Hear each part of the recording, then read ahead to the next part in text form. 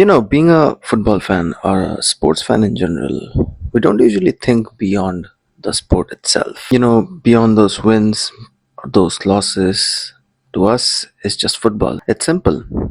It's win, lose, or draw. There are just three possibilities, right? In football, or just any sport for that matter. But then you come across something as tragic as this, something as tragic as the passing of Diogo Jota and his brother André Silva. You come across this tragic news. You come across something as tragic as this, and then you realize that it's just so much beyond the sport. It's just so much beyond football. Honestly, when you just sit there and think about it, I think most of us we don't even look beyond the footballer that is there, that is playing for our club, that is there playing on the pitch. We just see a player who goes through a bad season and we abuse that player, we troll that player, and a player who leaves the club, the moment he leaves the club, we start hate watching him, we start, abusing him, and so many other things. We just don't think about the fact that there is just so much more to life than just a beautiful game. There's just so much more to life than just football itself. Now, honestly, I'm quite aware of the fact that most of us know these players because of their abilities on the pitch, because of their abilities of what they can do in a football match. But here's the thing, I think a large portion of us fans, we don't even look at the human being that's there. We just look at a footballer at the end of the day. Like, to us, he or she is just a footballer, is just a sports personality. And that's where I think the biggest problem lies. But then when life actually hits you and something as tragic as this happens, a player who you are used to watching week in and week out is no longer there. And then you start to realize that as football fans, we subconsciously get so much attached to that one particular individual or just the entire team in general. Like, subconsciously, we get so much closer to the football players that we are so used to watching every week. And for me, that is Liverpool FC. To me, that is Diogo Jota. To me, that is the players who represent this club. This just goes on to show that this is indeed a very, very personal loss, because at the end of the day, like, you don't like, initially, I think you don't. A lot of us don't realize that how much these players actually mean to us. But then life hits you with something as tragic as this, and you realize that there won't be a next season. There won't be, and you realize that there won't be a next season. There won't be one more match. There won't be one more goal. And as sad as it sounds, I think often it takes a very tragic incident like this for us to realize that how much, how grateful we were to have that person around. And I'm not just saying this with all due respect to just for one sports personality, or just one sports, or just one player who played for my team. I'm just saying this in general for anyone in life, friends, family, or any close ones. Like, um, as sad as it might sound, we have to go through a very tragic incident for us to realize that how grateful we were to have that person around. And I say this from a very personal experience. Last year, I had a very, very personal loss that I had to go through in life. And then it sort of like hit me that death is actually inevitable, death is inescapable. And um the loss of Diego Jota is a sign that death comes with no warning or on a specific day or a date. Honestly, it's been over 24 hours and I still cannot wrap my head around it. I've been trying to hold back my tears for as long as I can. I've been trying to focus on work, but that is not helping either. And I just cannot process the entire thing and cannot figure out how to feel after whatever just happened 24 hours prior. Because honestly, experiencing something as tragic as this, someone who you are so used to seeing play for your club week in and week out, and someone has been with your club for the last 5 years.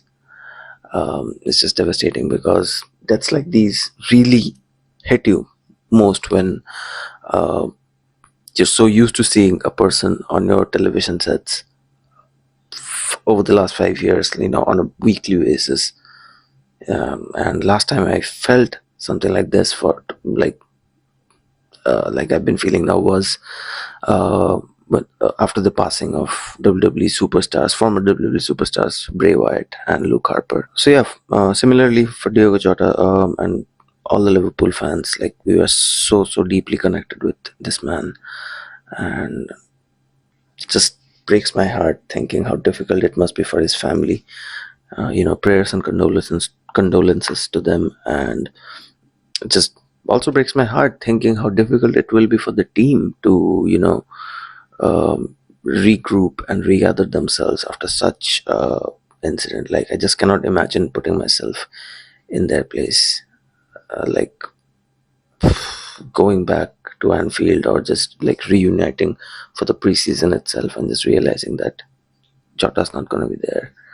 And obviously, being a Liverpool fan since 2009, it's always been a dream of mine to go to Anfield and watch a football match. I don't know if you guys can see the You'll Never Walk Alone anthem right behind me. Anyway, like I was saying, like, it's always been a dream of mine to go to Anfield, and I think it's any football fans' dream to watch their favorite club, their heroes, play in their stadium at least once in their lifetime. But the thing that sort of like hit me after this incident was the fact that that dream of, obviously,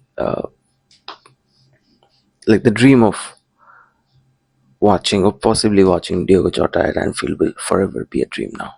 There is just no other option. Like, I honestly, as a football club, I hope we pay proper tribute to him. I hope we do the right thing by retiring the number 20 jersey, and I think it's pretty much been confirmed by now. And honestly, honestly, just don't look forward to the season anymore. Like, I just, as Liverpool fans, like, it's I don't know how to explain it really. Like, we Liverpool fans are not that used to seeing our club go through such a good, tremendous phase, like, ever. Like, I can't remember the last time we went through such a great phase. We just won the league. We were absolutely smashing it in the transfer market, signing four big players, and there was so much hype going into the season that Liverpool are going to be a threat. Florian Wirtz coming in, and all these big names coming in. But now it's just, how does it even matter? It doesn't matter anymore. Like, it's just so much more than sport, than just one sport. It's just so much more. It's just so much more than just football now. And honestly, the hype for the upcoming season has completely gone within me, at least within me, and I'm pretty sure a lot of fans will feel the same way as well. But then again, this is much bigger than sports. This is much more bigger than football, and for as long as you're here, tell your family and your friends and your compatriots, your close ones, how much you love them. Try to cherish every single moment in life, because I tell you, you never know when it all might just come to an end. So try your best to live your life to the fullest. That's what I've been telling myself.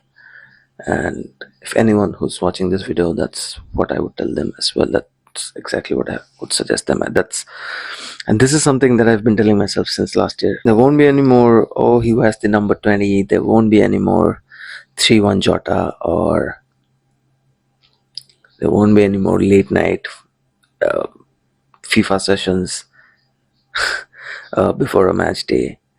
There won't be any more of those typical vintage Diogo Jota cutting inside, cutting through the defense and scoring a goal.